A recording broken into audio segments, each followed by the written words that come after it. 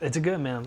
We're going to go through a bunch of them. We're going to start incorporating the cigars, I think, into the podcast as well. And I like that. It'll be a because I'll tell some more good stories. I feel like I just told you 3 really bad ones in a row. Well, I have a funny one, and then maybe we can get off the topic unless you want to tell another one. But so the picking up the wrong stuff happens all the time, and I hate when we do jobs when no one is there, because that's the only time when that happens is when no one's present to tell you what to pick up or what not to pick up. Yep. In this situation, because the guys are just doing their best based on the description on the phone, like, or maybe there was a photo that they sent you, and like they're just doing their best. Like, it's an unknown area. They're trying to figure out where the stuff is. Yeah. You gave a description. They're going off the description. And like, I don't know. Like, people have a lot of things, and it's not always just like the pile of junk. It's not always very obvious. It's usually like mixed in with all sorts of things. And don't take this one important thing. Right. Exactly. Yeah. In this situation, the person actually was there, and we loaded it up. It was like close to a full truck or something. It was all furniture and whatnot. And we did it. The job was great. And we donated what we could. That's always been a part of our businesses, trying to donate as much as possible. There's many benefactors there, from the customer to the charity to the people that the charity helps, and to your company in the form of goodwill, not goodwill the store, but goodwill in the company. It saves you in the dump. Yeah. Yeah, it's just time, and everything. It goes back into the community, and it's a wonderful thing. And so we did that. And so that, I think later that evening they called, and this was when I had 2 cell phones in my pocket. So for the first however many years, I had 2 cell phones. It was one was sign business. Of wealth. Yeah. How many cell phones do you have? The more. Yeah, I knew this one guy with 5 cell phones, but he was running a different type of business. So I had 2 cell phones. I remember, that business phone started buzzing, and I just picked it up. I was young, and it didn't matter what time it was, and I just called, and she's like, "Oh, do you remember? Do you still have the stuff that you picked up from earlier?"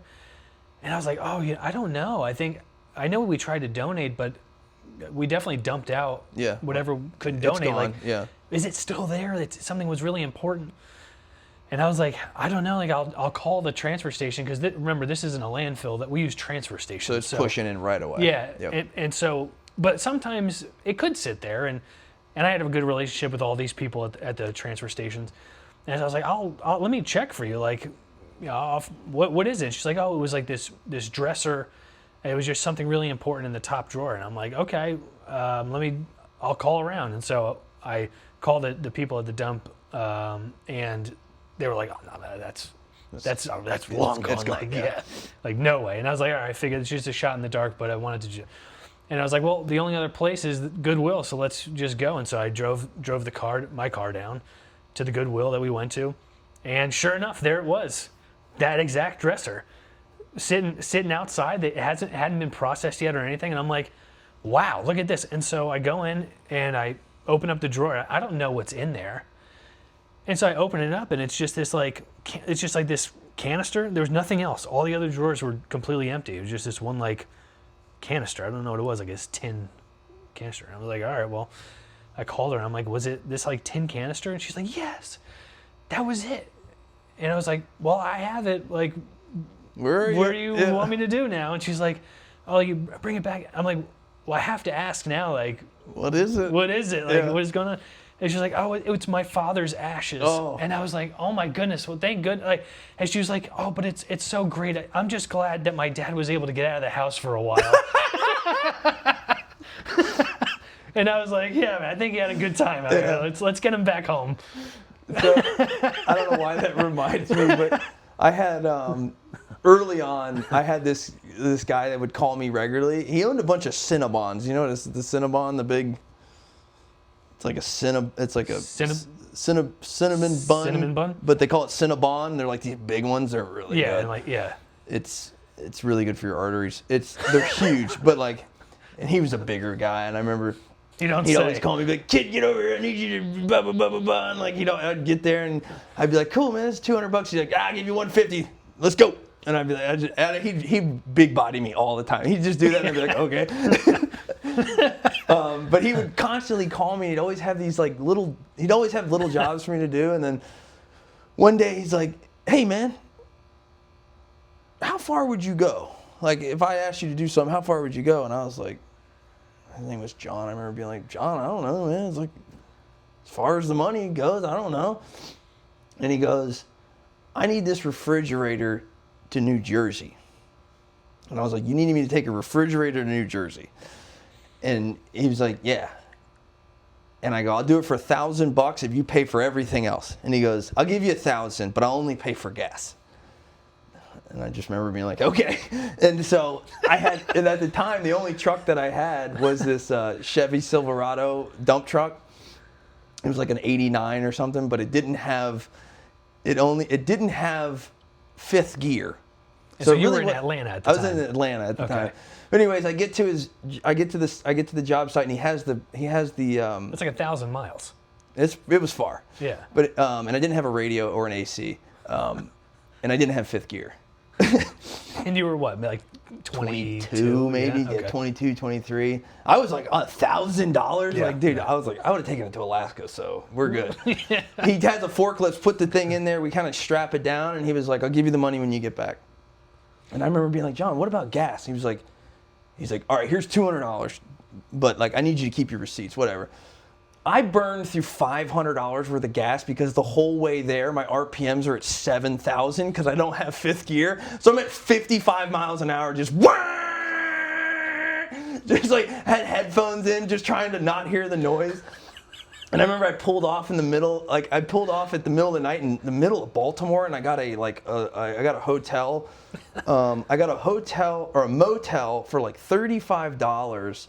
And I go in and I was like, do you guys take pets? Because I brought my pit bull along. And they're like, yes, it's $10. I was like, oh, okay, I was asking for a friend. I wasn't about to pay attention. And I literally had a book bag. I put my dog in the book bag and I walked in. And I remember the clientele that was around this place had me so spooked. It was the only money I had. And I remember basically I couldn't sleep. I was on top of the sheets all night just hearing people walking outside the door with my dog sitting right here. And the next morning I get up and it's early and I walk out and I forgot to put the dog in the thing and the guy's like, no, I told you $10. And I just like ran in my truck and I cranked it and I drove off. But then I finally get to New Jersey and it's like dusk and the sun's coming down and I pull up at a storage unit. I remember calling John. I was like, where do you want this thing? And he's like, oh, I got some colleagues. They'll be there in just a minute. And then he was like, you didn't open it, did you? I was like, no, it's a fridge. He's like, okay. 2 mafia-looking dudes pull up, and they're like these big guys, big chains, and they're like kind of looking at me squirrely, like asking me some questions and shit. And they're like, "Did you open it?" And I was like, "No."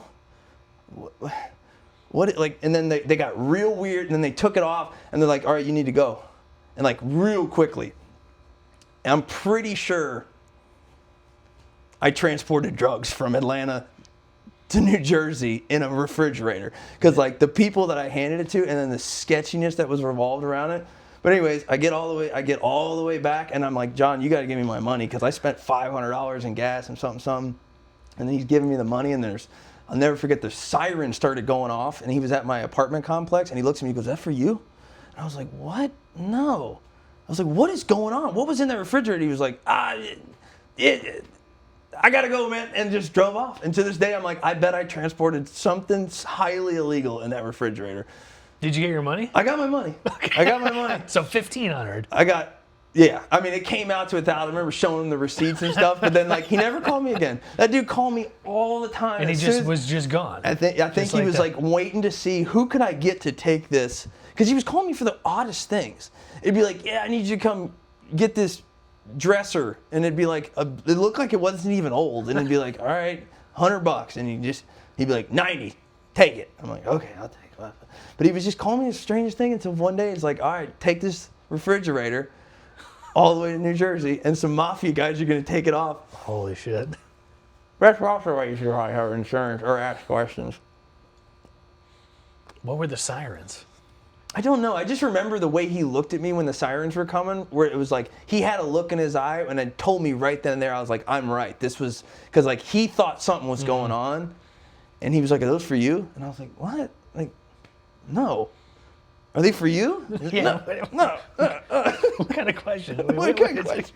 What kind of question is that, man? 'Cause I think he thought like this kid snitched me out or something. Yeah. I don't know, but they never saw him again. Holy my God. So I was a mule. I probably was a drug mule. That's I think about that often. Like, what was in that refrigerator that I took? That's the only time I've ever been in New Jersey. But sometimes you never know how close to a really bad situation you might be in.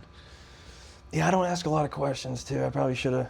But at first I was thinking, yeah, it's a Cinnabon freezer or something. Well, you didn't think anything when like a forklift loaded a fridge and not just two guys putting it on the truck? Like that there wasn't anything. I thought he was doing me a favor. Like, I'm not gonna make you lift it, man. But it was clearly like, don't open that thing. Don't open that. But yeah, that was a good time. That was a good time. That's hilarious. Okay. All right.